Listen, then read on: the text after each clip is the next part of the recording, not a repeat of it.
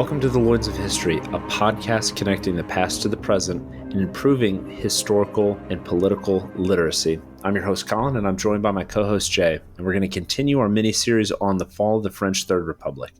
And Jay, before we dive in, the more we go through these episodes and we talk about the fall of the French Third Republic, and as we get closer to World War II, and we touched on it in our last episode, I can't help but feel an eerie similarity to the U.S. and just a lot of what was going on with the sense of decline, the kind of passive nature, the really the internal strife which was occurring between the left and the right in France and caused inadequacy. The leaders of France and a lot of the allies at the time were, to put it mildly, uninspiring. I hit on this in the last episode where if you have uninspiring leaders, you can't expect a nation to go fight for slogans that, they're vestigial slogans that meant something to their grandfathers. But because of weak leaders, they no longer really believe in them. They're not going to want to fight.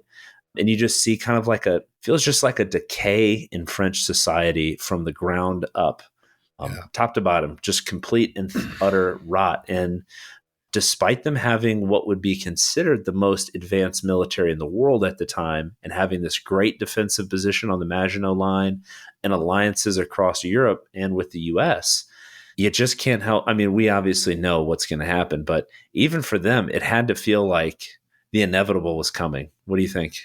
Yeah. And, I think this is episode 6, and we've been talking for 5 episodes on our 6th now on just the slow train wreck that is France.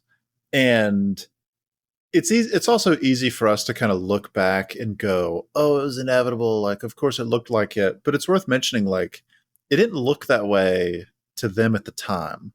And I think that's one of the things that we want to parse out is like, no, here were the obvious signs that they weren't seeing, and see how we can apply that to today. Yeah. I mean, that's the whole point, I guess, of our podcast, is to show the similarities between historical events and today, so you can parse them. You, the listener, can kind of parse through what you see on the news and you read online and say, how does this match up and how should we make our decisions moving forward? Does appeasement necessarily work? Can we have a total decline in virtue and civic and martial virtue and expect to hold together an empire? Difficult questions to ask. What's that? Yeah. I said probably not. What you were saying to the decline of virtue. Of course not, because those are all empire. I referenced empires that had already fallen, of course. Yeah, it's for me, I've really enjoyed doing this France thing. It's been really enlightening to kind of see, not just the details, but just how relevant it is to us today.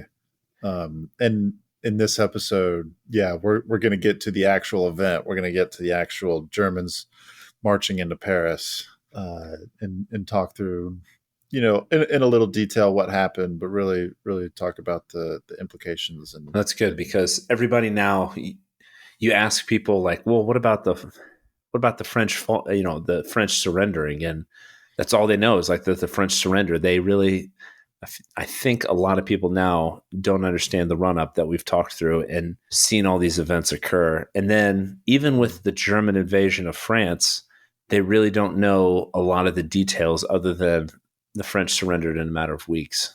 Yes. So in World War I, the German massive onslaught that came through Belgium and Alsace-Lorraine,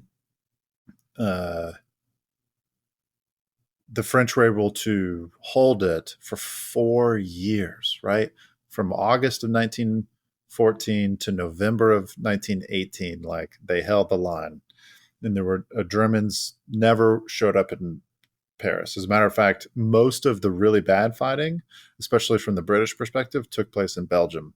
But in World War II, and what we're going to talk about today, from the initiation of, Heinz Guderian and his tanks rolling through the Ardennes to an armistice, was 6 weeks.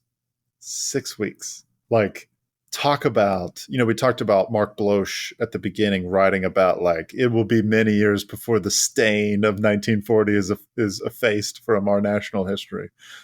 Like you held off an enemy for 4 years, and this time around you couldn't even do it for 6 weeks. It was quite the astonishing turnaround. I guess, Colin, if it's all right with you, I wanted to start this episode with the German strategy. Let's do it. Because there's some interesting details here. In our last episode, we talked about the fall of Poland, and we talked about some mistakes that the French and the British, really just the Allies, made in putting maybe a little bit too much trust in the Poles.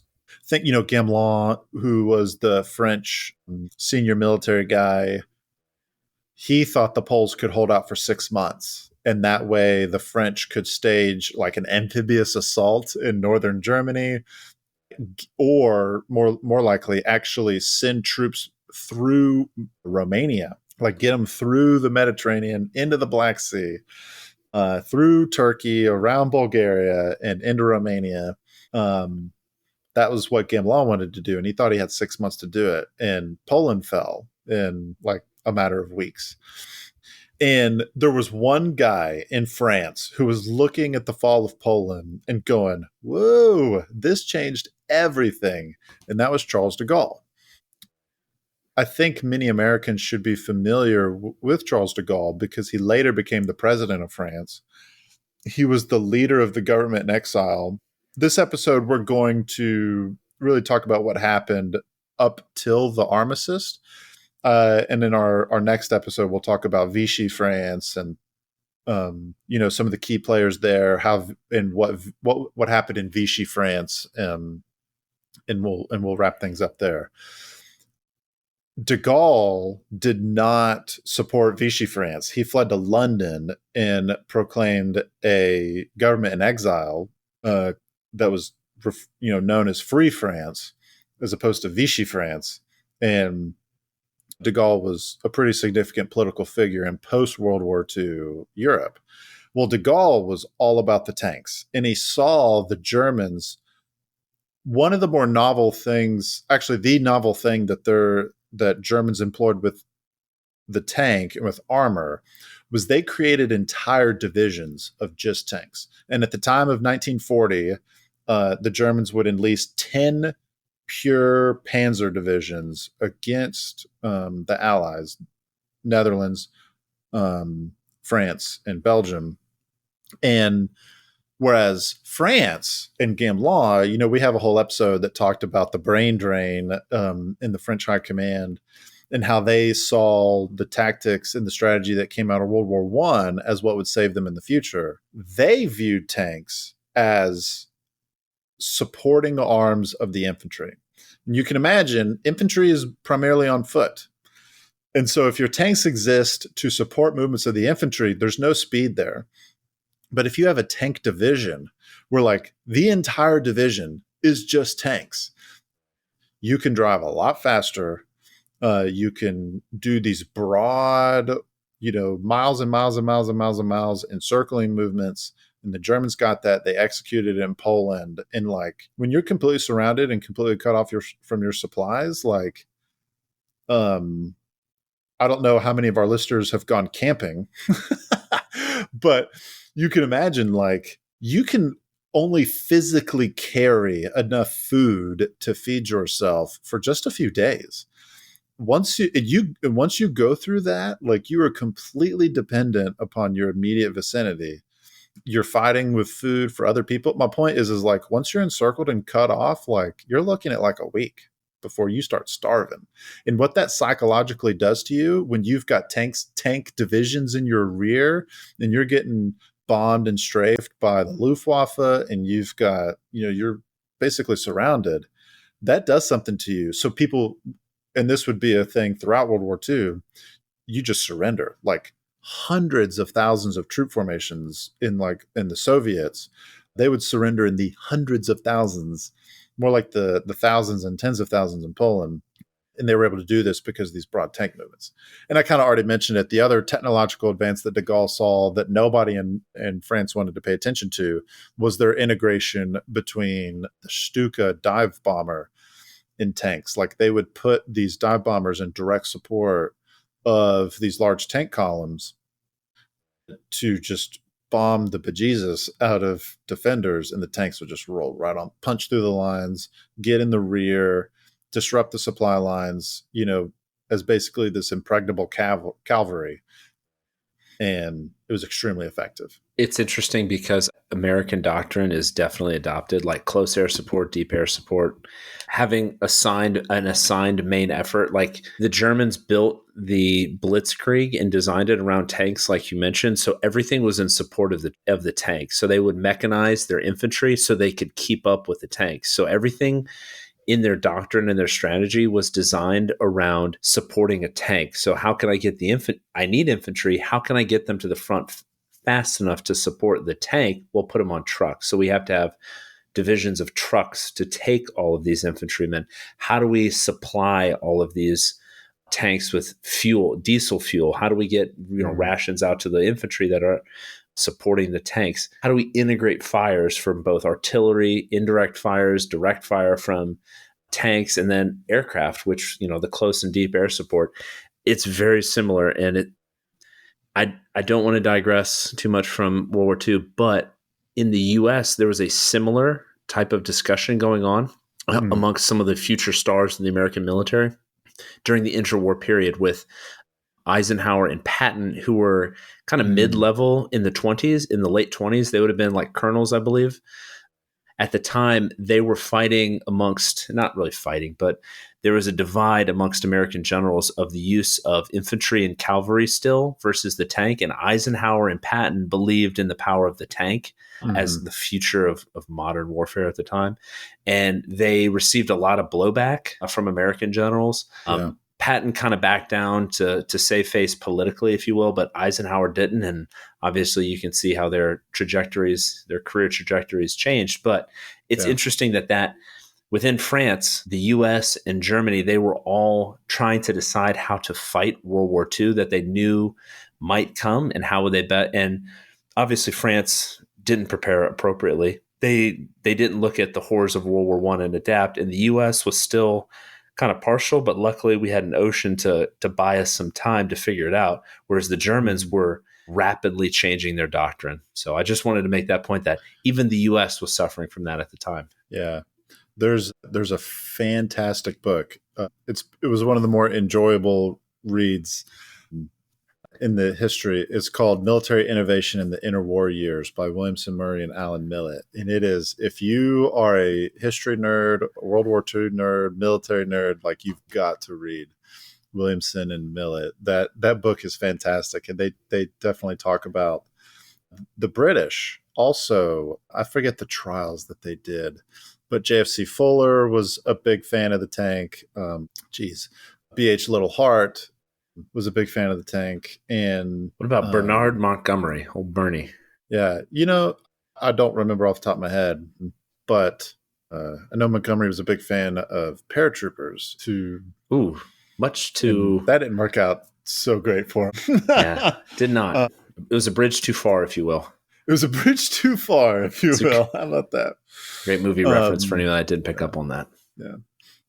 It's a book too, ain't it? Wasn't it a book first? I don't know. It shows how well read I am. I'm referencing the movie. I think the movie was way more popular. There's definitely a movie. And you know what? For this episode, we're going to give a movie recommendation. It's A Bridge Too Far. Too far, yeah. Yeah, so honestly, I think, this is kind of one of the things that I wanted to discuss at some point during this episode. And that really is like, I don't know how to phrase it. Like one of the indicators and warnings. Yeah. One of the indicators of like our country's in trouble is when innovation ceases and you get this like rigid, dare I say, conservatism that is not able to adjust with the times. Now, of course, that can be super unhelpful in a lot of ways. But like when it comes to military technology, the French military was extremely conservative. and I don't mean merely politically, although that is true. I mean that in terms of they were just constantly looking backwards, and they viewed World War One as like their heyday. Even though it's weird, Americans look at World War One and we were like, that was just really bad tactics across the board and It was only senseless 11 slaughter. months long, wasn't it? Yeah, I think we follow more of the British literary tradition in that viewing World War One as just this senseless slaughter. But in France, it was viewed as like their glory. And so you had guys like Gamelin, you got guys like, I don't know how to pronounce his name, Georges, probably, Georges. who's the chief of staff under Gamelin and the commander of the immediate armies there on the front in World War II. They were just like stuck in their ways.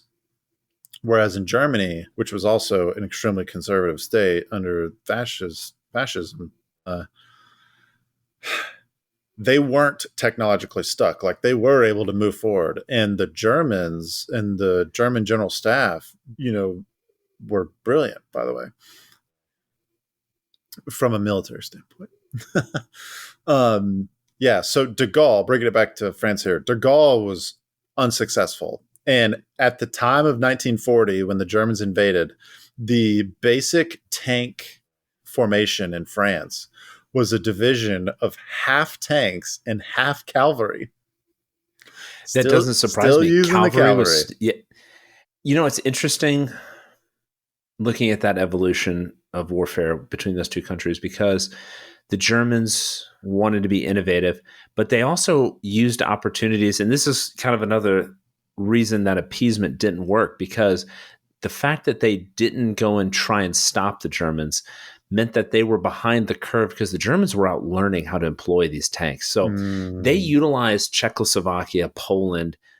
They used that as learning opportunities, how they could refine their process. Like when we talked about it an episode or two ago, when they invaded Czechoslovakia, most of their armor was patched up with wooden plywood in places. So it was just appearance, but they were practicing the doctrine. And so when they invaded France with those 10 divisions of panzers, they had it down to a science of where they needed to attack, how they needed to coordinate, because a lot of people don't understand warfare being waged at that scale requires a lot of coordination. And so we'll see this as once they collapse the French, there's no coordination that was occurring.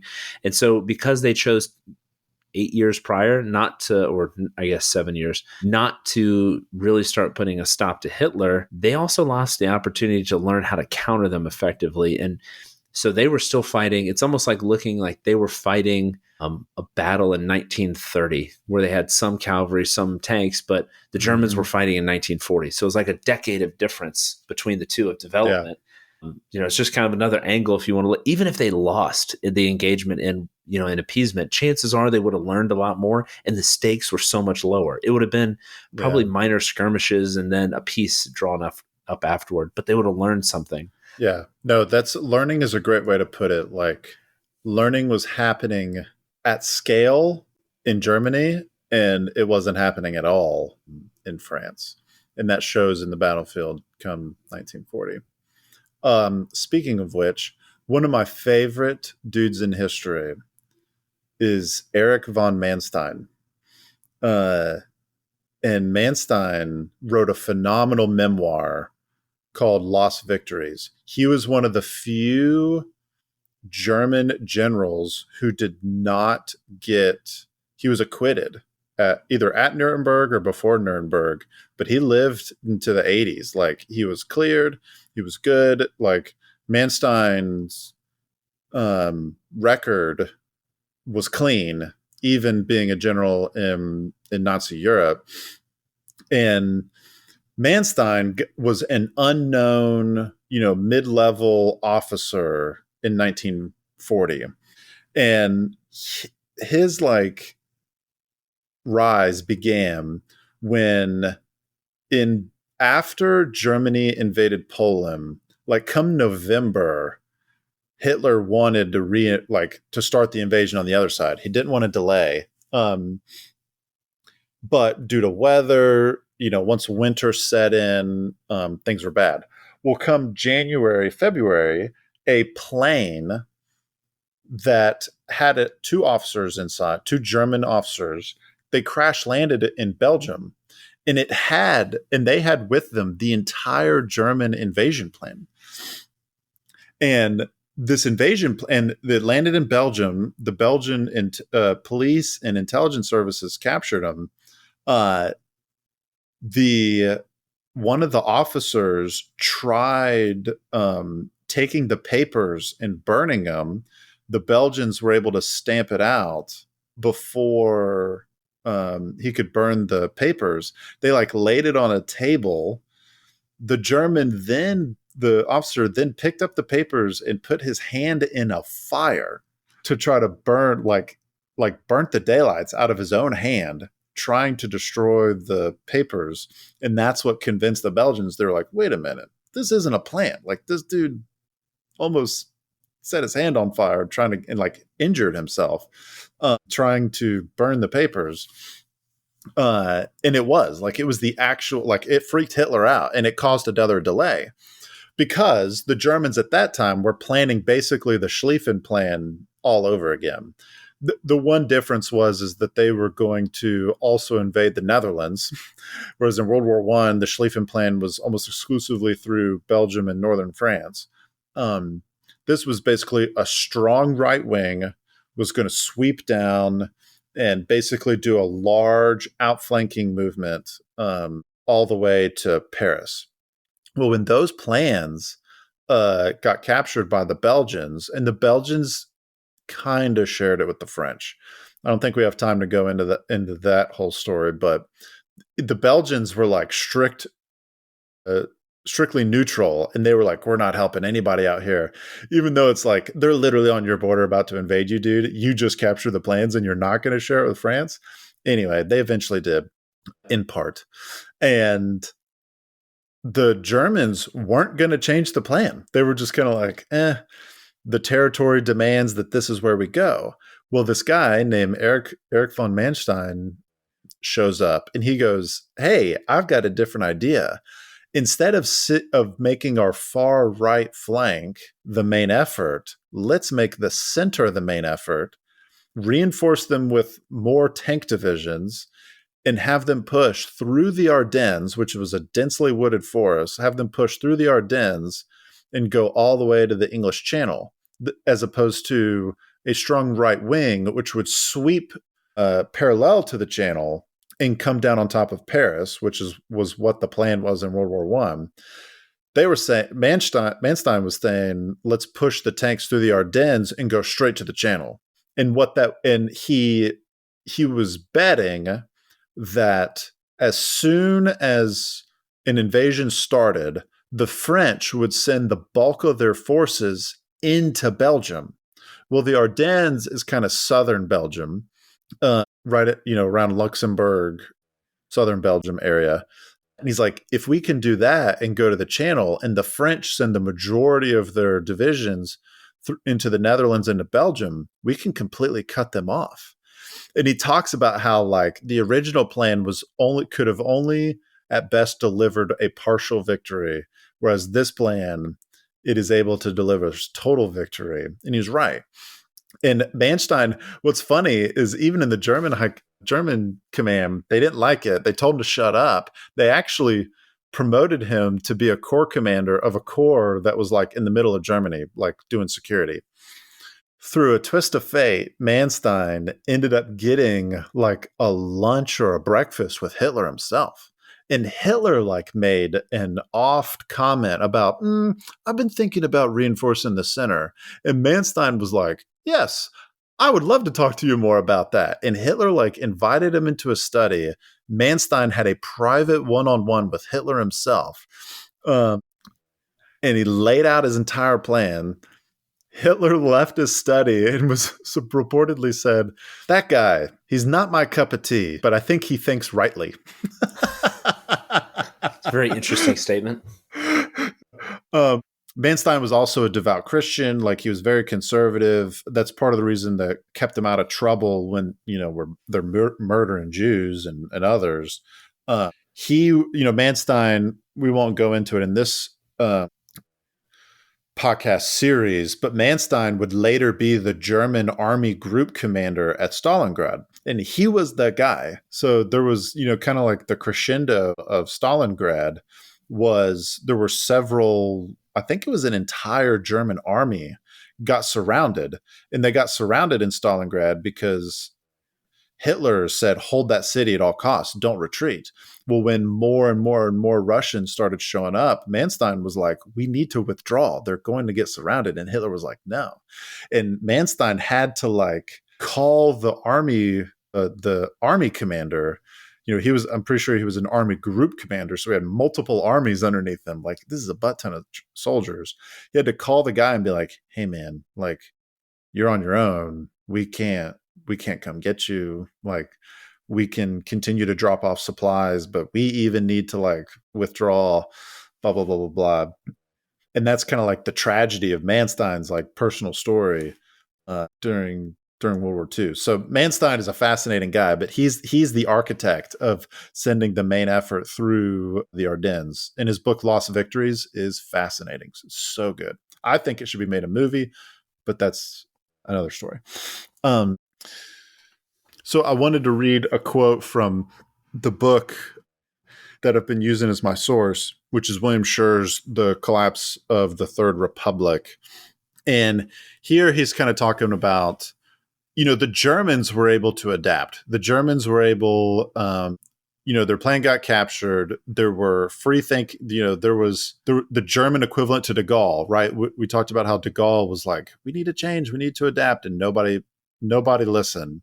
Whereas you had Manstein on the other side, and he's like, hey, I got a new plan, we need to change. And there was some initial resistance, but even Hitler himself was able to adapt and change the plan.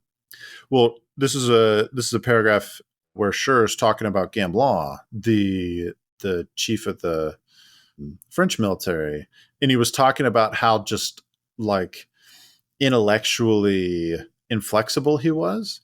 And he writes, speaking about Gamblin, he says, actually, the Generalissimo did not know the first day of battle the direction of the main German attack and never found it out, despite repeated warnings until it was too late. He stuck doggedly to his preconceived strategy until it was too late.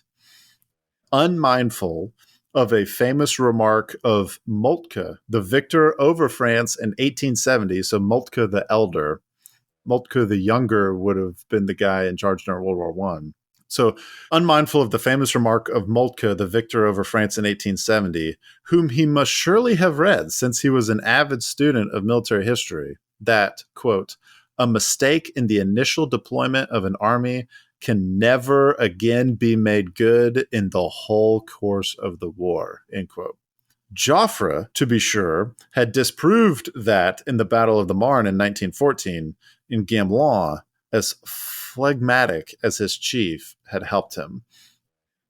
That last little thing there was, Gamblin's prestige was because Joffre. So, yeah, it looks like Joffrey in English, but it's Joffre in French. Well, Gamblin was Joffre's aide de camp or chief of staff or something like that. And that's where he kind of got it. And Joffre was the senior French military guy in World War I. And he was like the hero of, the savior of France because he stopped the German advance. And what Scher is talking about how Joffre disproved that was at the beginning of the battle in August of 1914. France's military was not in the right spot, but because of von Kluck's blunder east of Paris, they were able to take advantage of it and were able to actually flank him from Paris. So they were able to recover. But the point here that Scher is trying to bring up is that part of the reason why France just tactically got obliterated in May of 1914 was because of Gamblin's intellectual rigidity, and he couldn't adapt to a new situation. How did the order of battle proceed from there on? How did Gamblin react or not react? And then, walk us through that little stretch of a few weeks, really. Yeah. So essentially, So on May 10th is when Germany invaded. France would sign an armistice on June 22nd. So 6 weeks later, this would all be over. And in summary, basically what happened was the Netherlands only had like 8 divisions in their entire army. Like they had basically nobody. I think the Belgians had like 20 or 30 or something like that. They had a much larger army. And the Netherlands fell extremely fast.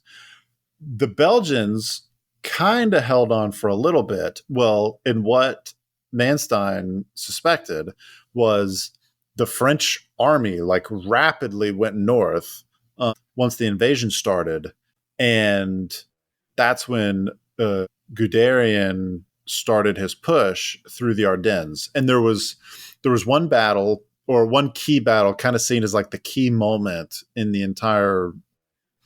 Yeah, the key moment here is known as the Battle of Sedan, which Sedan is like the city or the town between in French and German military history, because Sedan was also the place of the battle during the Franco-Prussian War, where the French got obliterated, that led to the proclamation of a united Germany and the in the Palace at Versailles.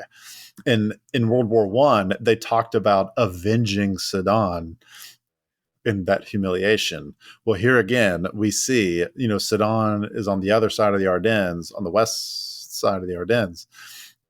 And Gamelin put 3 tank divisions through the Ardennes, and that the west side was one of the most weakly defended points from the French military. So like the majority of the French... Gamelin put 3 divisions? Oh, sorry, Guderian. Okay. Guderian put 3 divisions through the Ardennes, popped out on the other side, and the French were completely taken by surprise. And you can imagine, like, if you're about to get in a fight with somebody, this is the effect of surprise on a battle. If you are in the middle of a fight, say like you're a boxer, you're walking into a boxing ring, you do the hype, you've got the hype song, you're getting mentally prepared, you're looking at your opponent, you walk in the ring, you shake around, you touch gloves, and then you start swinging, right? Zero surprise up until that point. Now imagine that exact same situation. You've been asleep for 3 hours, and all of a sudden in your sleep, you just are getting punched in the face. You're laying in your bed. Somebody's just pounding you in the face. And you're just like, what? Like, what the heck's going on? That is the effect of surprise. Like, it is, you are not prepared. Like, and I like that analogy, because surprise is not like walking into your own home and somebody throws a surprise birthday party for you. That's not the same kind of surprise in a military context, right? Like, it's surprise, and then you get to like enjoy, you're able to recover, like blah, blah, blah, blah. Military context of surprise is you're getting punched in the face. It's literally life or death. Yes. You're just like, boom, boom, boom, boom, boom. Like, and so I bring that up to say, like, the French were very certain that no armored formations could make it through the Ardennes. And just to make this super clear, the reason why is because the only way you can drive vehicles through the woods is if there are roads. You can't go off the beaten path, right? As if they're woods. Well, the idea of the time was that, well, if you concentrate your mechanized or your armored forces, so mechanized is technically not correct, your armored forces on these roads, they become extremely suspect to artillery, to aerial interdiction, that kind of thing. You're concentrating your forces, thus increasing the effects of like kinetic type stuff on these roads. Heck, you could just bomb the roads and you create these and deny the use of the roads themselves to the armored formations. Well, what the French assumed was, because of that fact, the Germans weren't going to try to put armored divisions through the Ardennes. What the French failed to realize was that the Germans not only were going to try to do it, they were going to try to do it as their main effort. So, and they weren't expecting it. So they weren't ready. They weren't even looking. There were no French bombers, like, even around. The Schur actually goes at length to talk about how, like, in May 10th, 1940, the French air forces were actually somewhat at parity with the German air forces. They were just napping. They like weren't even in the fight. Again, they were sleeping on their beds and then just started getting their face caved in. And similarly with artillery fire, like they weren't even looking. There was no observation. This is pre, satellite days. So it's like, if you don't have usually a physical forward observer in these areas, like you're just not going to know. And all of a sudden, like the tanks, the Panzers pop out on the west side of the forest. And they're like, oh, shoot. And the Germans used the Luftwaffe, the Air Force, to great effect. And that is even before the tanks got there, they were getting blown to smithereens. And effectively what that did was, even though there were French defenders there, they couldn't organize a defense, period. Like, they got obliterated on the other side of the Meuse, the river. So Guderian was able to very quickly, he had engineers in support. So there's like this combined arms effect, which was very new for the time. His engineers went forward. They were able to secure the bridges across the Meuse. And that was kind of the fait accompli. There was, once that initial light French defense was obliterated and they'd secured the bridgeheads, there was nothing in between Guderian and the English Channel. And so everything after that point was just kind of a matter of course. That's why it all happened so quickly. They completely surrounded the French. They completely surrounded the British Expeditionary Force. I wasn't going to talk too much about it, but this is Dunkirk. Like, the reason why Dunkirk was such a big deal was because Guderian and all these soldiers were south of them at the time. They were completely surrounded. Go ahead, I think Colin. it was, there's a great book called The Lightning War, Blitzkrieg, and it talks through like this invasion, like these couple weeks. And it kind of tells it from both perspectives, like, hey, what the Germans were doing, and then the Allies. Because at this point, the British Expeditionary Force was onshore in France to help support the French. And the British Expeditionary Force was led by a General Gort. I think it was Lord Gort as well, also known as, but it's General Gort. And prior to, during the Phoney War period and all that, like he was kind of looked down on as this kind of a simpleton. I don't want to, maybe that's a little bit harsh, but like in one of the staff meetings, he brought up keeping the soldiers' shoes shined. It's a tongue twister for you. And they kind of laughed at him. Yeah. But like, while this happened, so once Guderian had sent the main effort through the Ardennes, and all hell broke loose, and the French command, which, Gamelin had no idea what was happening, was not communicating with his subordinates on any kind of defense. Like I mentioned, they had no practice reps, so they had no idea what to do when it came. Yeah. I think it was on like the 21st of May. So this is like 11 days after the invasion began. General Gort basically just like took an assessment of the situation, was just like, okay, the Germans have overrun the French. We are being surrounded as we speak. He basically had to make a decision by himself, because he wasn't getting it from the French and he really wasn't getting much from Great Britain. So he's just like, okay, I'm literally turning this army around and we're marching straight to Dunkirk. Otherwise, the entire British Expeditionary Force is going to be captured. Yeah. And so I think it's just kind of a twist of fate where like one guy, and great general or not, I don't know how he was on the battlefield, but he just made a decision like, okay, in the absence of orders, I have to make a decision here. And it may have saved Great Britain. If you think about it, like the British Expeditionary Force was thousands of British troops who made it to Dunkirk and were able to effectively withdraw from France and literally live to fight another day. Had they not been able to fight another day, I'm not saying that would have turned the tide of the war, maybe, but it would have significantly decreased the chances of the Allies putting up a sustained resistance in Great Britain from the Germans, because they would have lost tens of thousands of troops. Yeah. I just thought that was one interesting story, kind of the simpleton general making a solid decision to get the heck out of there in the absence of all. And in the book, it talks about like, just tally ho.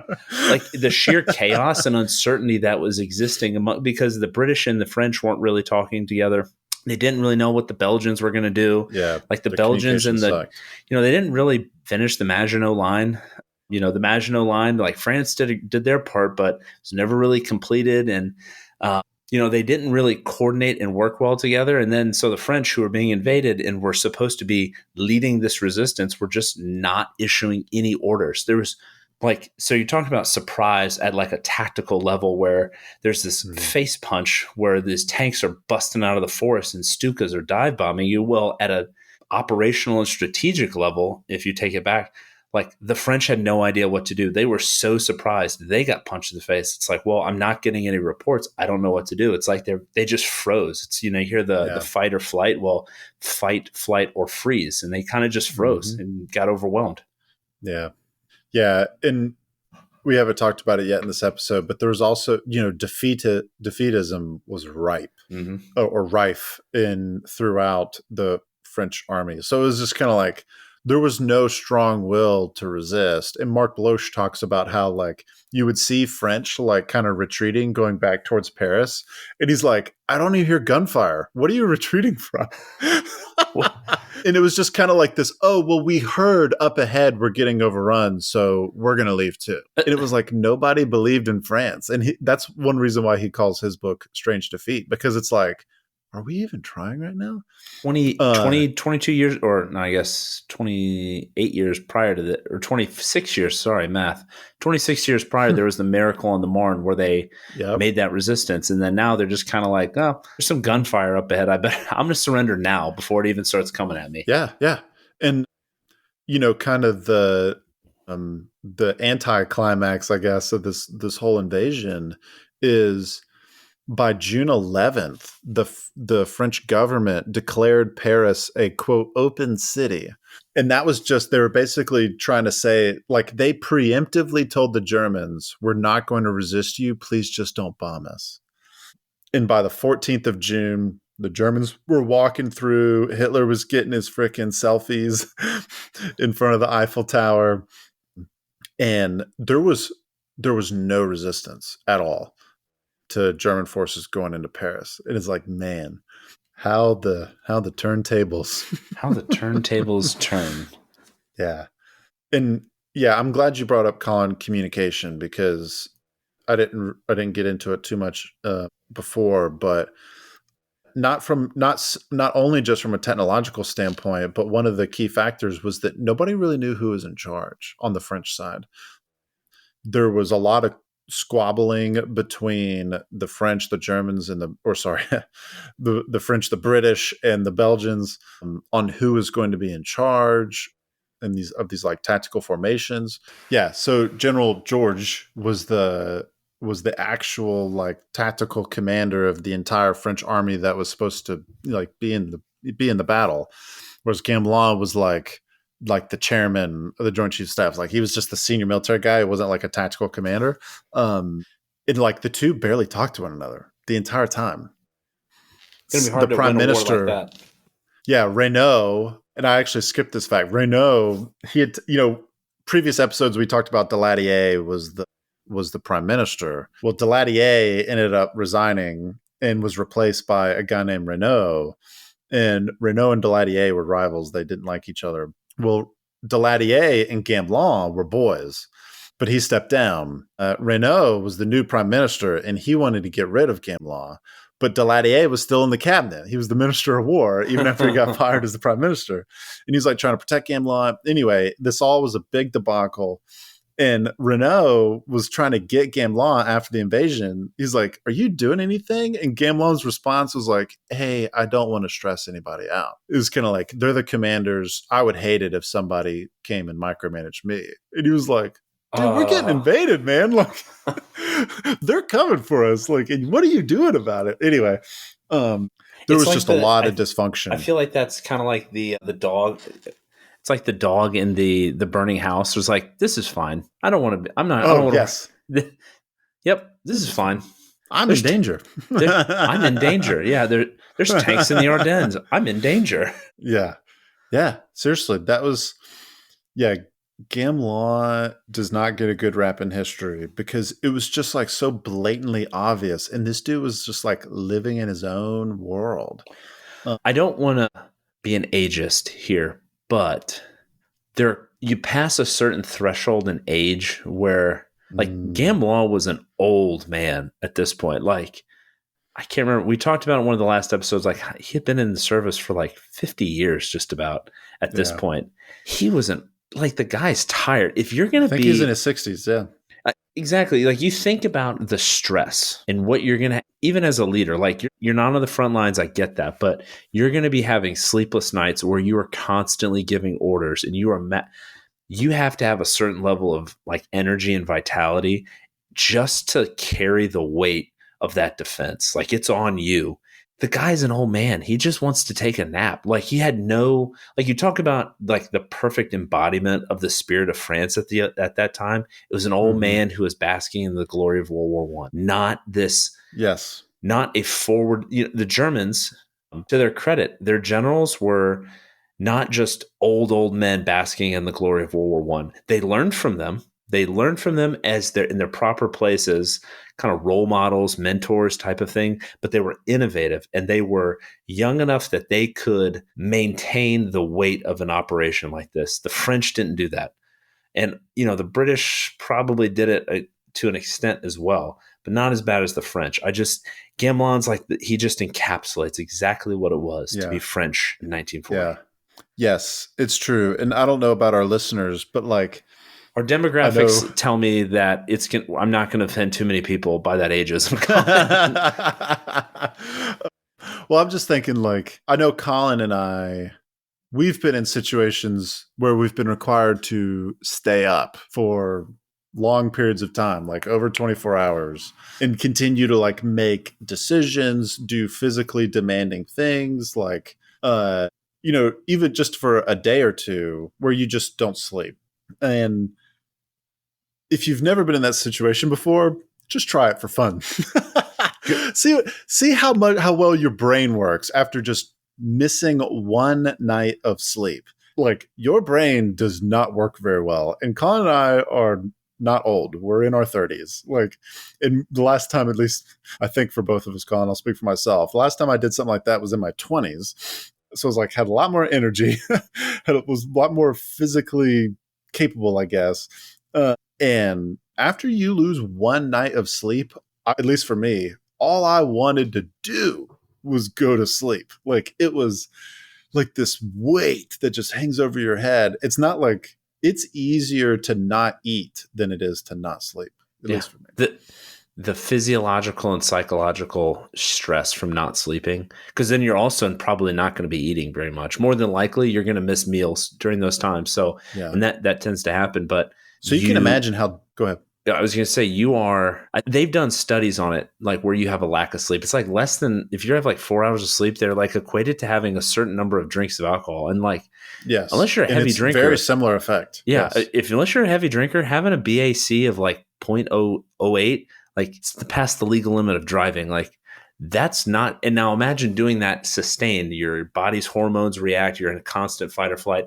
And you would probably have to do this, like, not just days, but potentially weeks at a time, where you're your nation is being invaded. Like, you got to kick it into gear. And he's just too old. This is war. Exactly. Yeah. Like, that's why I bring it up, because it's like, your country needs you the most right now. He was probably getting full nights of sleep and his brain wasn't working that well. Much less, how well is it working, like, in the middle of the greatest onslaught your nation has ever faced? Not to judge our current leaders, but age is very much a consideration in this upcoming. It is very much a consideration for a lot of people, as it should for all people making decisions that affect your life. But it's kind of like, hey, we're staring at this enemy to the east, and there's war going on. War is potentially at the gates. Does your commander in chief have the wherewithal to negotiate or make the wartime decisions? Yeah. That's an important factor that you have to consider. Yeah. Gamblin did not. And Gamblin was just the general. He wasn't, he was just the general. He was just in charge of defense, let alone the rest of the nation. Who's the guy that said war is far too significant a thing to be left to the generals? God, who said something like that? I don't know. I'm gonna have to fact check it. So that's not an exact quote, but it's pretty close. Yeah, war is far too important a matter to be left to the generals or something like that. I feel like it was an American, but I'm not sure. Part of me will say it's Abraham Lincoln. I don't know. Okay, hold on. This is it. Like war, peace is too important to be left to the generals. That is, hold on. Peace. I'll find it. FDR said it. War is too important to be left to the generals. FDR.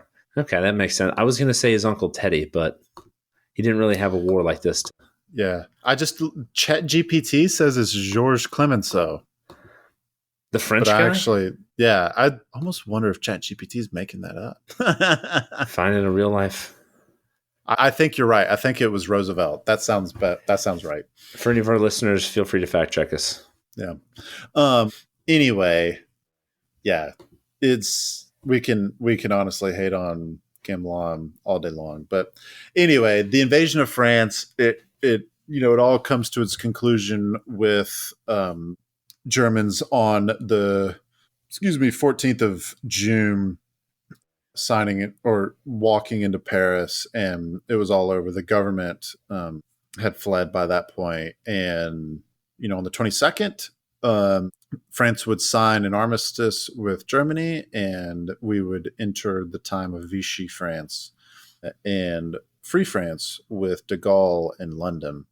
Just to kind of wrap things up here, I wanted to just kind of think about, we've talked about the topics, like we've seen, the dysfunctional communication. We've talked about the age considerations.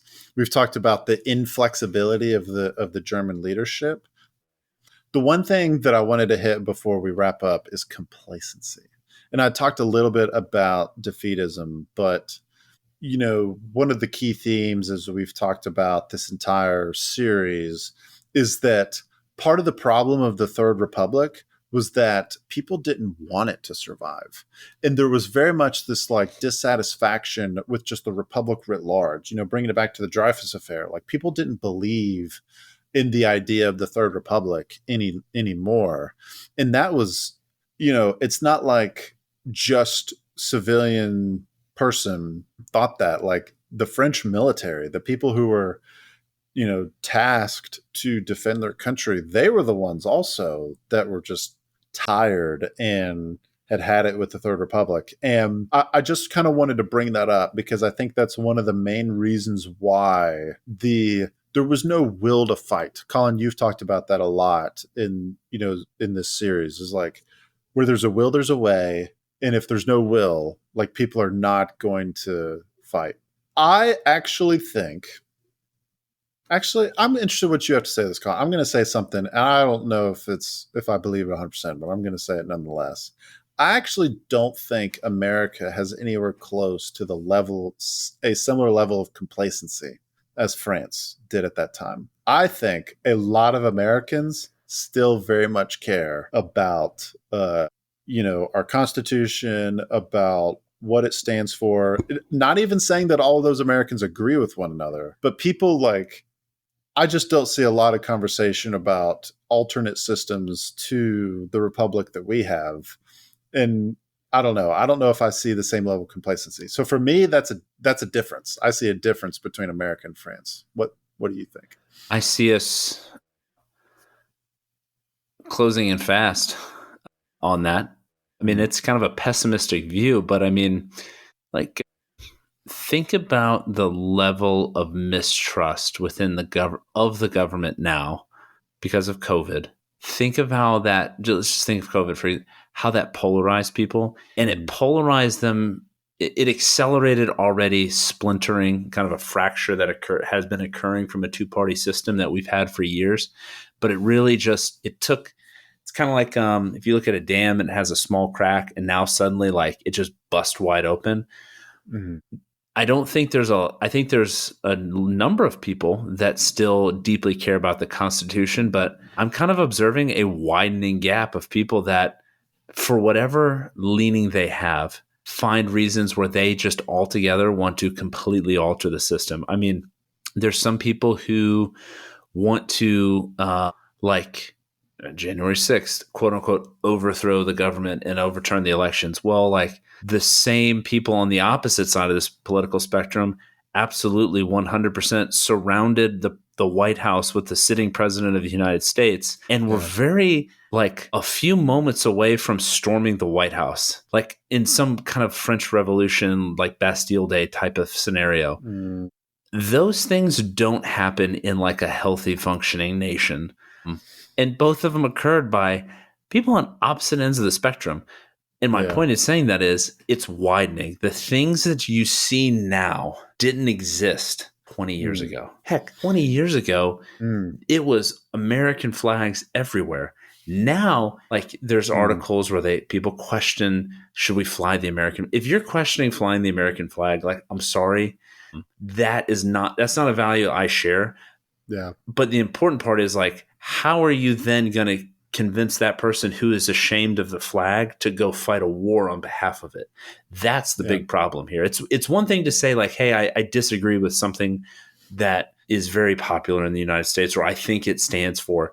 It's another thing altogether to reject what that nation is while living there, and then be asked to go fight for it. So in France, though we have some differences with what they were feeling prior to World War II, it's very similar in the sense that who's going to do the fighting? Like, are you going to go the hardcore, Republicans of 2003? Like, they don't really exist in numbers to go fight.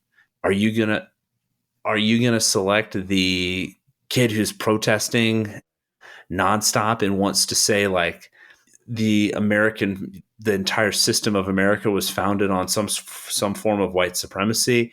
Do you think that person's going to go fight for it? If they believe that the government Oregon, as it stands, as the government as it stands is evil, why would they then go turn around and fight for it? And like, those are questions we need to wrestle with, because like, should a war like with China or Russia break out, who's actually going to do the fighting? Who's the general in charge? Does Milley inspire the confidence of a general that can do great things? Yeah, no doubt. Yeah, you got does Milley? Milley? I mean, Milley can give me a lecture on the current reading trends, but can he lead a defense of the country? Can he architect an invasion? I don't know.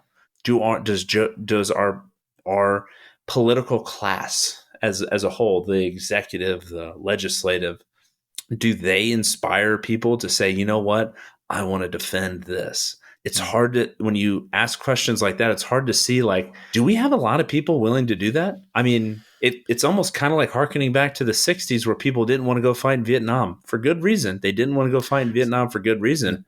So we had to do a draft. If you were to do a draft now, how would we respond to that?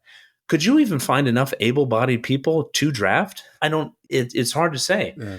So I have a very pessimistic view right now. Should an external threat really pop up like Germany did to France in 1940, that we would be effective in defeating it without a lot of pain at first.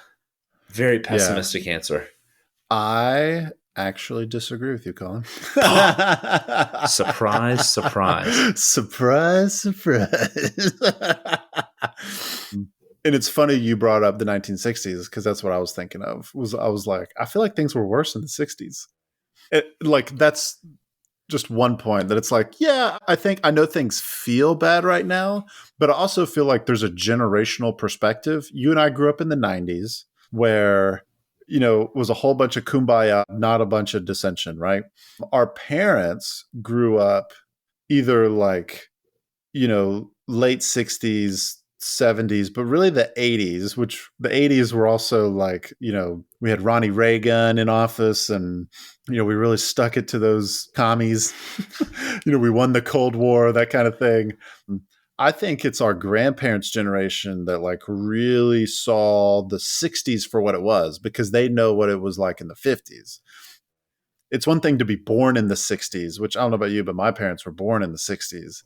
was like they were kids when all that, craziness was going on. I'm sure they remember it, but like they were kids. They didn't have an appreciation for it as a young adult. Right. In the same way that I don't think I had an appreciation for what was going on in the 90s, right? Like I was a kid, I was growing up in the 90s, but I didn't truly understand. I was like, why is Rush Limbaugh so mad?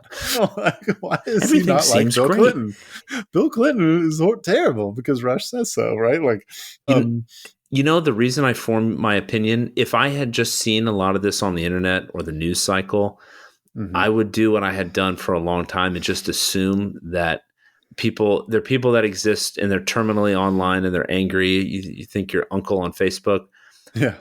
But the reality is almost every extended conversation you have with somebody, even a stranger, I know it's difficult, especially for our Zoomers out there, to go out there and pick up a conversation with a real person and make eye contact with them for a long time. But if you have an extended conversation, just throw out semi-political, geopolitical, national topics of interest, like just kind of throw some of those feelers out and, just see take the temperature of that conversation and see what kind of things will come up.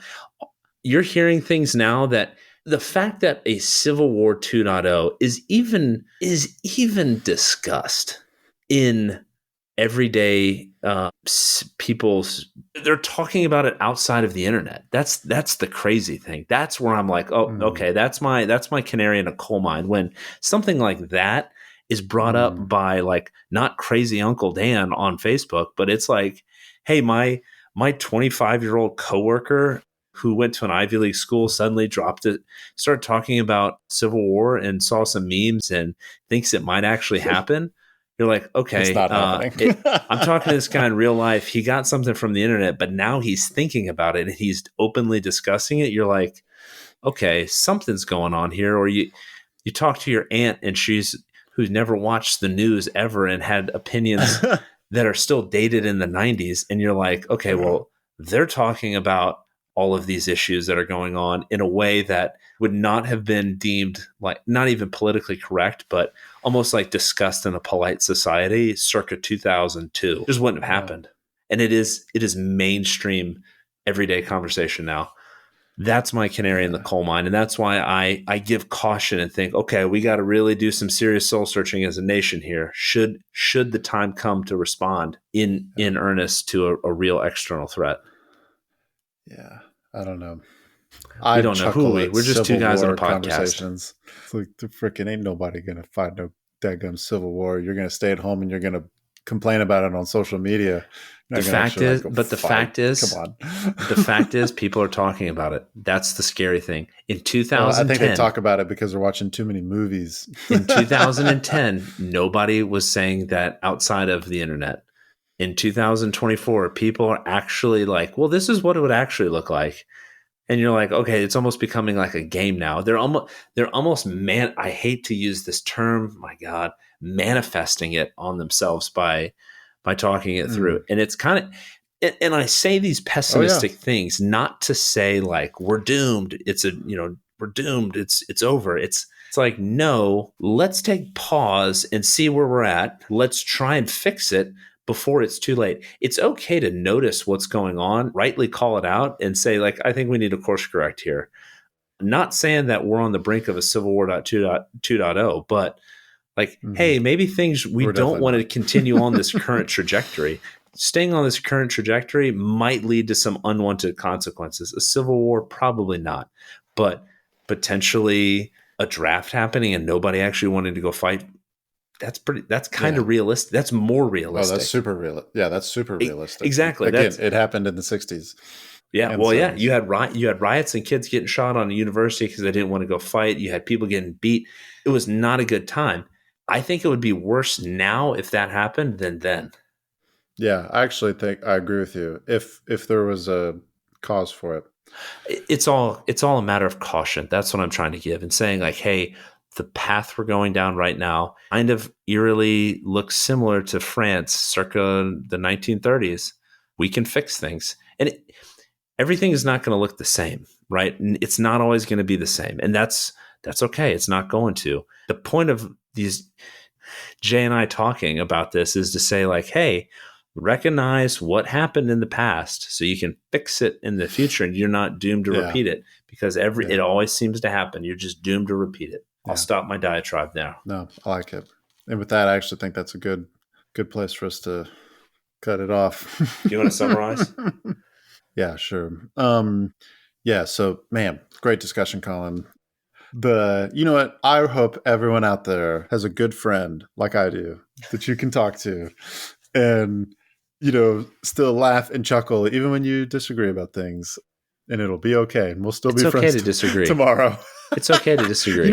That right there would go a really long way in, I think, healing a lot of the divides, is knowing is like, you don't have to go scorched earth on the person. As a matter of fact, like, it's better to just walk away. Like, if you can't emotionally cope with somebody else disagreeing with you, it's best to just kind of go, okay, I'm just going to go my own way.